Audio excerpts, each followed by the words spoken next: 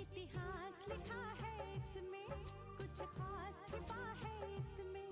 इतिहास लिखा है इसमें, कुछ खास छिपा है इसमें। मर्यादा है, कोई वादा है, विश्वास रखा है इसमें।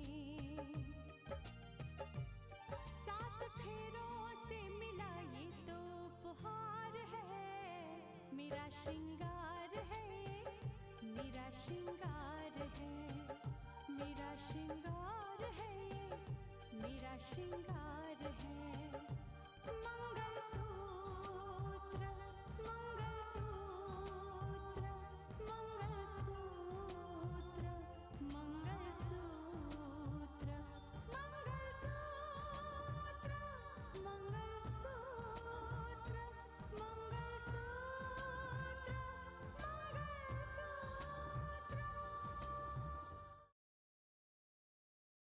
उसके घर वाले क्या कर रहे हैं? जीजी, इन सब के होते हुए भी अगर मेरे बेटे पर इल्जाम साबित हो जाता है तो इन सब के होने का क्या मतलब है? जीजा जी के दिलो दिमाग में इतना जहर भर दूंगा ना कि जस्टिस आदित्य प्रताप को शर्मिंदा और रुस्वा करने के लिए वो जहर काफी होगा।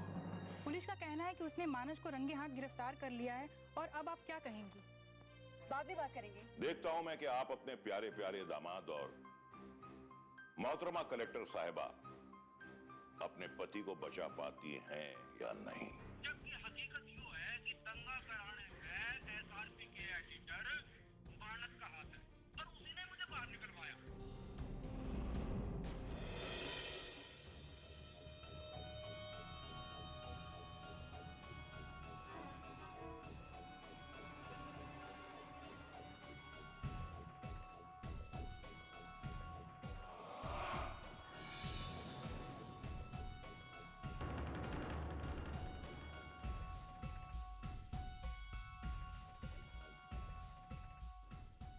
सचमुच सुंदर, क्या जाल बिछाया तुमने कि कोई उसको काट नहीं पाया। जिन जिन को तुमने ठिकाने लगाना था लगा दिया। और रितिका भी इस फैले हुए जाल में फंसकर छटपटा रही है। वो सिर्फ छटपटा सकती है लेकिन उस जाल को काटकर बाहर नहीं आ सकती, और ना ही मानस को उस जाल से बाहर निकाल सकती है। अरे अगर मानस को फंसाना ही होता तो कब का फंसा चुका होता, कब का उसे अरेस्ट करवा चुका होता, लेकिन ना, मैं चाहता था कि उसे किसी ऐसे जुर्म में फंसाऊं जिससे वो कभी बाहर ना आ पाए। लेकिन सुंदर, शमशेर से मिलने मानस कैसा चला गया? कैसे चला गया? सब खेल मेरा है स्नेहा, सब खेल मेरा। सुंदर लाल की लीला निराली, एक बार जिसके लिए बंसी बजा दी उसकी बचा डाली। दरअसल मानस के शिकंजे से शमशेर को बचाकर मैं लाया, यह कहकर कि मैं शमशेर को शहर के बाहर छोड़कर आ रहा हूं, उसे भेज दूंगा। लेकिन ऐसा किया नहीं मैंने। नहीं, मैंने उसकी वीडियो रिकॉर्डिंग करवाई और उससे यह कहलवाया कि ये शहर में जो दंगे हुए थे ना, जो कुछ भी हंगामे हुए थे, कि गुलशन शाह ने नहीं किए थे, बल्कि मानस इसके लिए जिम्मेदार था। और पुलिस के दबाव में आकर मानस ने घबरा कर, तड़प कर, दिल मिलाकर अपना बयान बदल दिया था। वाह सुंदर वाह। फिर मैंने शमशेर से यह कहा कि मानस को किसी भी तरह से अरेस्ट करवाना है। अरे लेकिन मुश्किल यह है कि पुलिस उसे गिरफ्तार ही नहीं कर पा रही। तुम ऐसा करो कि उसे फोन करो और उसे यह बताओ कि तुम उसे सबूत देना चाहते हो, उसे सारी हकीकत बताना चाहते हो, और मेरे ही कहने पर स्नेहा, हाँ, मेरे ही कहने पर उसने मानस को एसएमएस किया और मिलने के लिए बुलाया।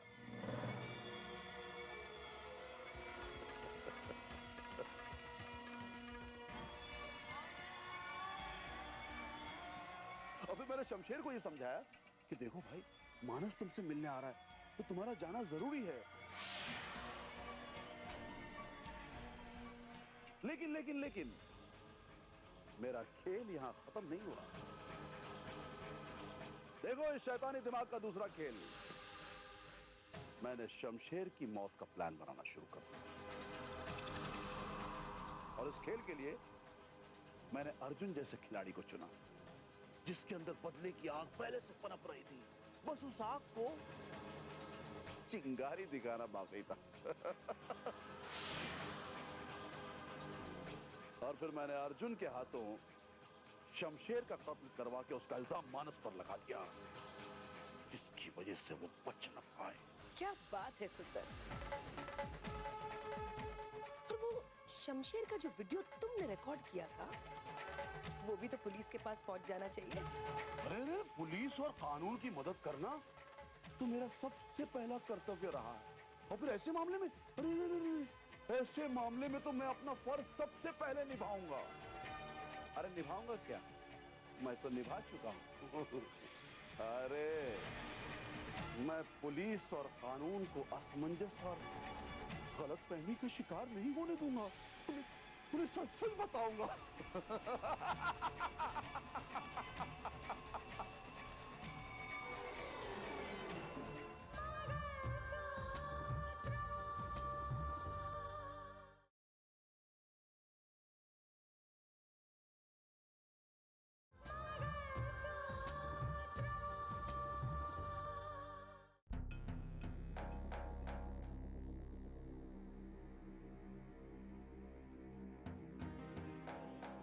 मैं आपके साथ में सौदा करना चाहूँ हूँ,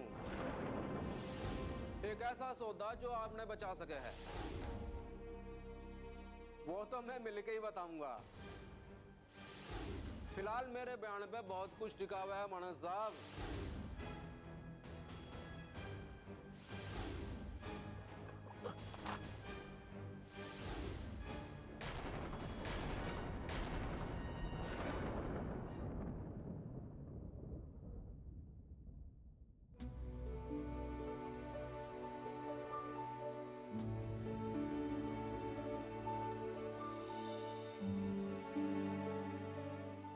ये सब कुछ क्या हो गया?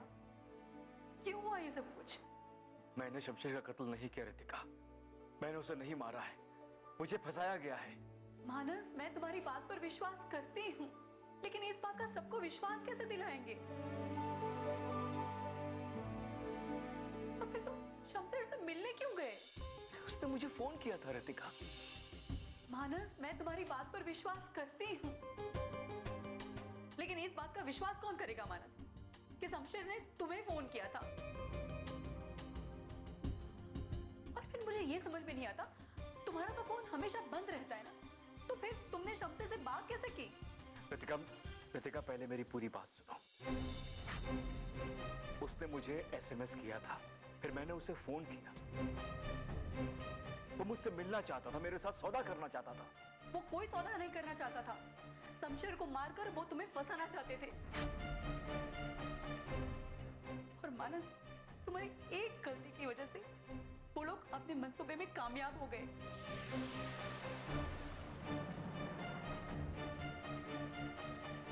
एक बार मुझे पूछ तो लेते। अब मुझे क्या पता कि वो लोग मुझे फंसाने के लिए जाल बुन रहे हैं। मानस, शमशेर की मौत से एक बार फिर से सारा इल्जाम तुम पर आ गया है। तुम्हें पता भी है उन लोगों ने क्या किया है? शमशेर के मोबाइल पर शमशेर का बयान रिकॉर्ड किया है उन लोगों ने, और उसमें शमशेर ये कह रहा है कि इन सारे दंगों के पीछे तुम्हारा हाथ है।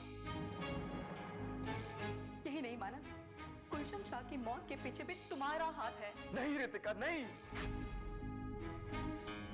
रितिका, ये झूठ है, गलत है ये। मानस, मानस प्लीज प्लीज शांत हो जाओ, डरो नहीं। देखो, मैं तुम्हें कुछ नहीं होने दूंगी, मैं हार नहीं मानूंगी, लड़ूंगी मैं। मानस, इस बार मैं कानून को तुम्हारे साथ नाइंसाफी नहीं करने दूंगी। राकेश को तुम्हें बेगुनाह नहीं साबित कर पाई, लेकिन तुम्हें मैं बेगुनाह साबित करके ही रहूंगी, किसी भी हालत में। तुम डरो मत, मैं तुम्हें बेगुनाह साबित करूंगी और गुनहगारों को मैं सजा दिलवा कर ही रहूंगी। मुझ पे भरोसा रखो। मैं तुम्हें किसी भी हालत में बचाऊंगी। मुझ पर भरोसा है ना मानस, है ना?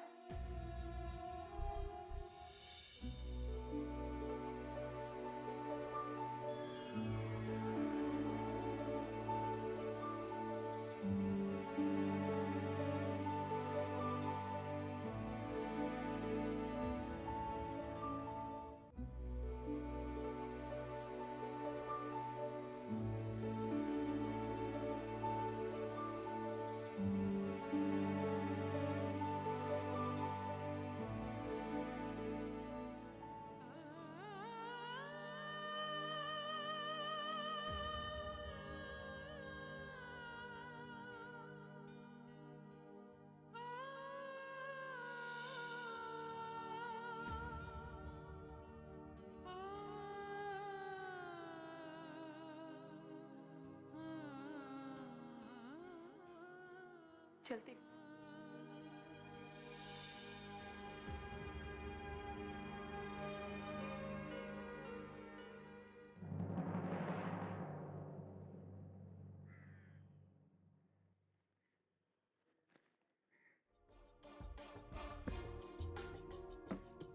ओहो,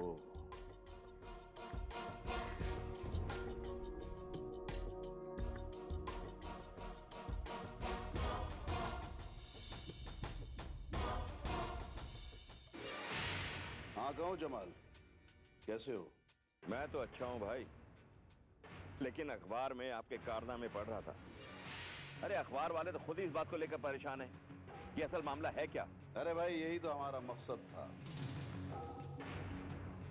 वैसे अखबार वाले खुलकर कलेक्टर के खिलाफ बहुत कुछ लिख भी तो नहीं सकते, है ना?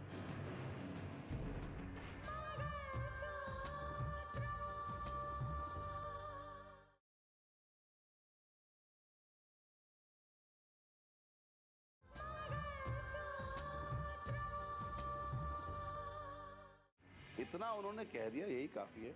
वैसे रितिका को हमने बहुत गहरी चोट दी है भाई,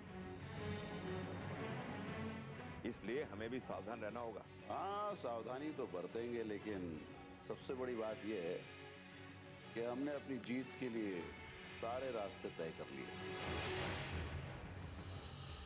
और तुम अच्छी तरह जानते हो कि हारना ना तो मेरा मिजाज है और ना ही मेरी फितरत। जीत ही मेरा लक्ष्य है, जिसे मैं हर हाल और हर कीमत पर हासिल करके रहूंगा। ठीक कहा भाईजान आपने, बिल्कुल ठीक कहा। अगर रितिका को हमने इन परेशानियों में नहीं फंसाया होता तो दिन ब दिन वो अपने उस मकसद की ओर बढ़ रही थी कि किस तरह राकेश को बेगुनाह साबित करे, और हो सकता था कि कानून के हाथ हमारी गर्दन तक पहुंच जाते हैं।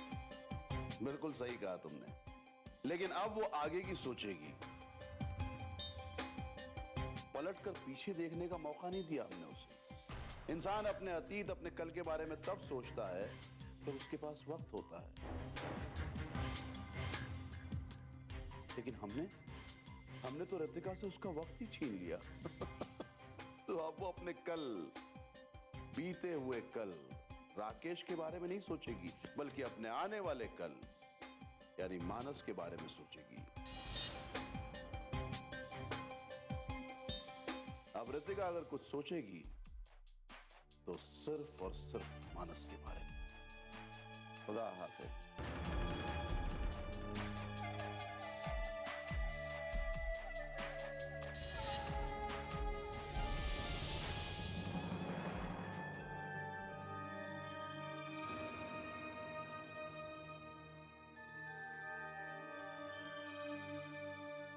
मैंने शमशेर का कत्ल नहीं किया रितिका, मैंने उसे नहीं मारा है, मुझे फंसाया गया है।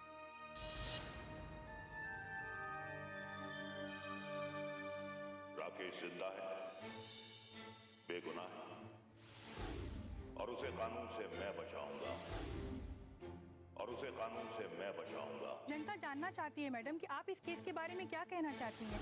अगर मानस और गुलशन शाह के बीच कोई दुश्मनी थी तो इसका यह मतलब है कि मानस ने ही गुलशन शाह की मौत की साजिश रची है। मैडम शमशेर को पुलिस सीबीआई को सौंपने जा रही थी, लेकिन वो वहाँ से फरार हो गया। और हाँ मैम, मैं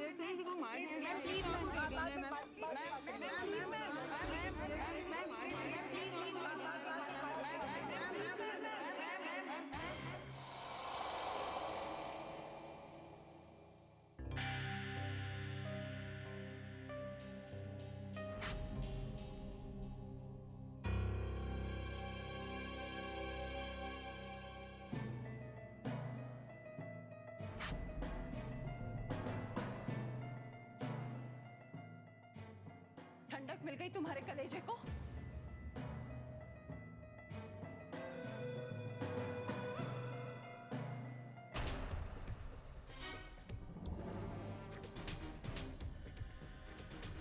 आखिर मेरे बेटे को तुमने कानून की सलाखों के पीछे पहुंचा ही दिया।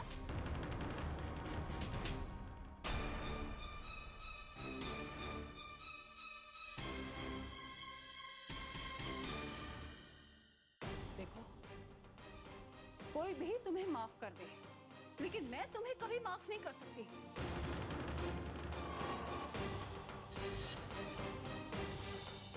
निकल जाओ इस घर से, चलो निकल जाओ यहाँ से। मैंने कहा निकल जाओ इस घर से।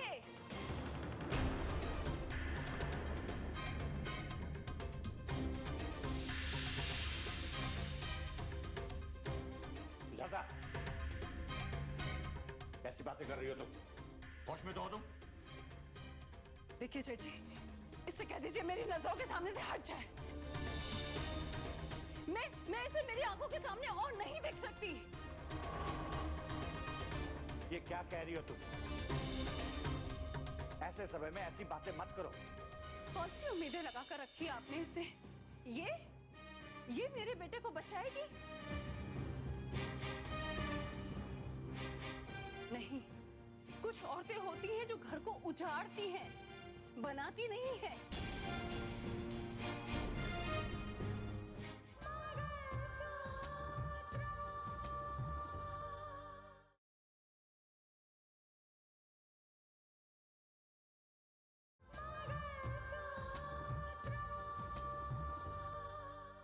उसने कुछ नहीं किया, फिर भी वो कानून का मुजरिम बन गया। कैसी बातें कर रही है माँ? आप जानते हैं ना कि भैया इनोसेंट है, उन्होंने कुछ नहीं किया।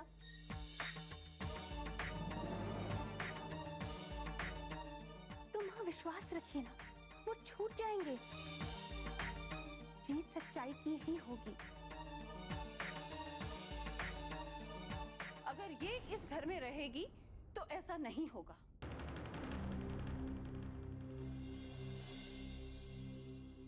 इसके नसीब में अगर विधवा रहना ही लिखा है, तो ये जितनी बार भी सुहागन बन जाए, इसके पति पर मुसीबत आती ही रहेंगी।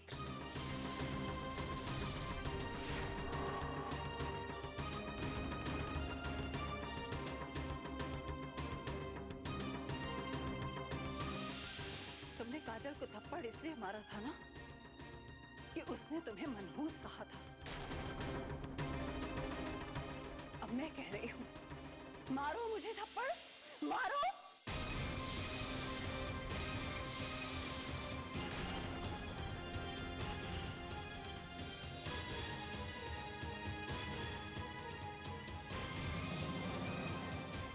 आज मैं कहती हूं कि तुम्हारी मनहूसियत की वजह से ही मेरा बेटा आज कानून की सलाखों के पीछे है।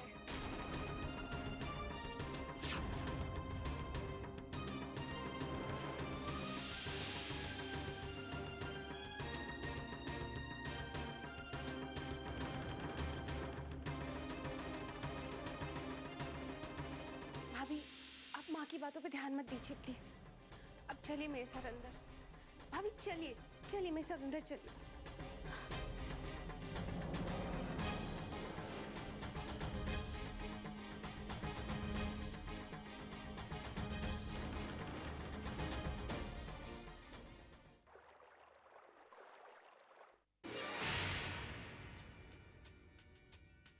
तुम्हें इस बात का यकीन क्यों नहीं हो रहा कि रितिका के अलावा ऐसा कोई हो ही नहीं सकता जो इस घर में हथियार लाकर रख सके?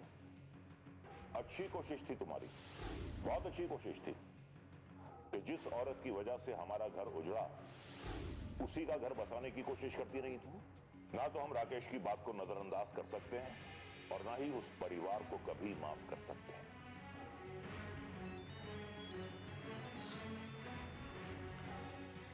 हेलो, कौन? माँ, माँ, माँ, मैं आपका बेटा राकेश बोल रहा हूँ। राकेश? राकेश, कहाँ हो तुम? कहाँ हो तुम बेटा? और कैसे हो? मैं जहाँ भी हूँ बहुत अच्छा हूँ। माँ, माँ, आप कैसी हो? राकेश बेटा, मैं तुम्हें देखना चाहती हूँ, एक बार मिलना चाहती हूँ।